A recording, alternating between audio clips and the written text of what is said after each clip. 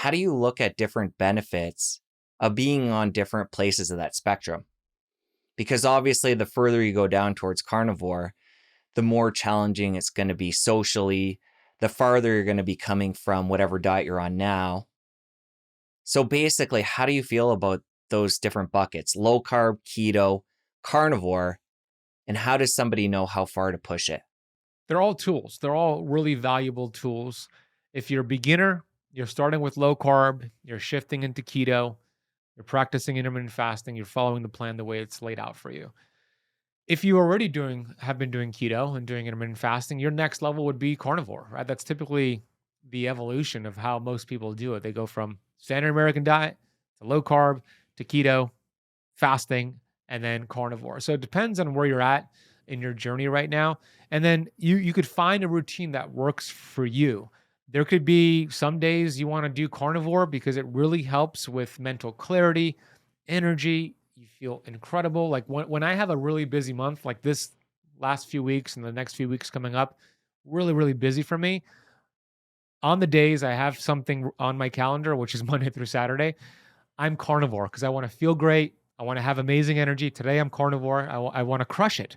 And then on the day that I am not doing any meetings and I'm just playing basketball and hanging out and studying, I have carbs. So I'm kind of matching it to my lifestyle, but that's my current routine. But find what works for you. Some people, the more muscle mass you have, you could get away with more flex days, more carbohydrates, because that muscle, the more muscle you have, the more insulin sensitive you are.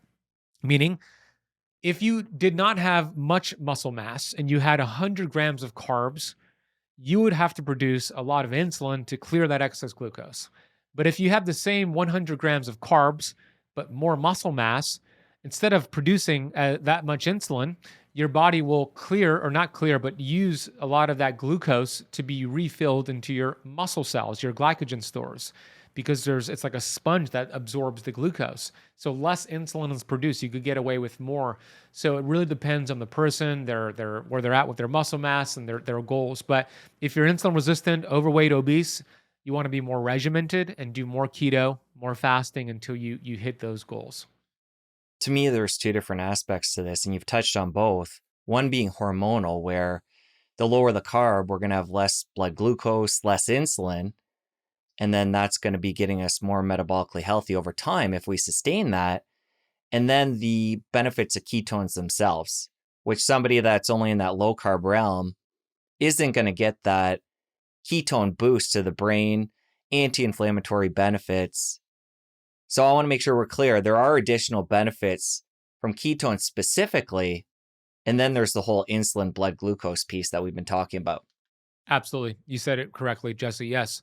Low carb has its benefits, and when I say low carb, I'm referring to 75 grams to 100 and let's say 150 grams of carb. It's my definition of low carb, but very low carb is what I call keto, under 50 grams for most people.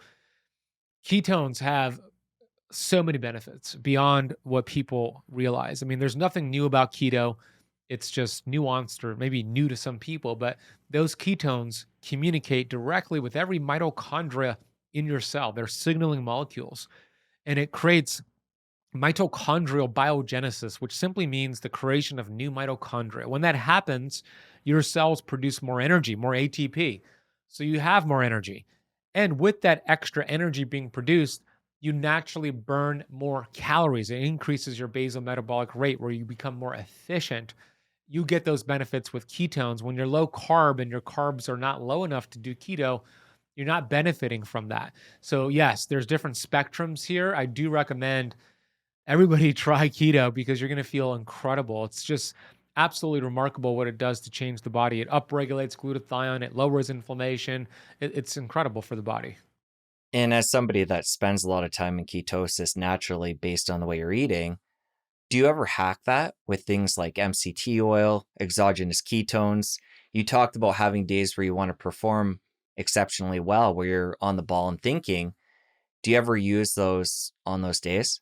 I do. Yeah. So MCT oil is a great way to increase ketone production, specifically caprylic acid, which is C8. It has the most research in terms of ketone production. So I sometimes put C8 in my coffee, and I'd love to talk about why coffee is like one of the greatest fat burning health tools there is. We could get into that later, but I'll put it into my coffee, and even foods that are loaded with medium chain triglycerides, like goat cheese and sheep cheese, contain about 30% MCT fats, which help with ketone production. So to your point, yeah, you could hack that. There's a way for your body to produce more ketones when you consume these medium chain triglycerides in the form of like MCT oil powder or sheep and goat dairy.